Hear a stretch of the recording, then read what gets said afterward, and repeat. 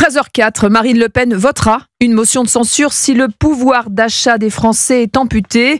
La présidente du groupe RN à l'Assemblée accentue la pression sur Michel Barnier, et ce alors que le gouvernement ne semble pas vraiment tenir compte des positions du Rassemblement national sur le projet de loi de finances.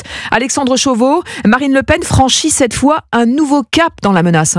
Oui, une menace de plus en plus concrète au vu de la liste de lignes rouges présentée par Marine Le Pen. La chef de file des députés RN refuse l'alourdissement de la fiscalité sur les particuliers et les entrepreneurs. Elle s'oppose également à la désindexation des retraites sur l'inflation, mais aussi à l'augmentation des taxes sur l'électricité. Autant de désaccords dont Marine Le Pen entend bien faire part au Premier ministre lundi lors de leur échange prévu à Matignon, avec, espère-t-elle sur RTL, des concessions de la part de Michel Barnier. On est bien conscient qu'il ne peut pas tout prendre, mais ce qui est sûr, c'est que nous n'accepterons pas que le pouvoir d'achat des Français soit encore amputé dans la situation qu'ils connaissent aujourd'hui. Donc ça, c'est une ligne rouge. Et si, effectivement, cette ligne rouge est dépassée, eh bien, nous voterons la censure. Il n'y a aucune difficulté là-dessus, je le dis de la manière la plus claire qui soit. Alors, vraie menace ou coup de bluff de la part de Marine Le Pen? Si plusieurs députés de son camp poussent effectivement pour censurer le gouvernement, beaucoup sont aussi sceptiques sur les conséquences d'une telle décision, car en cas de censure, certains craignent que l'on accuse le RN de provoquer un désordre institutionnel,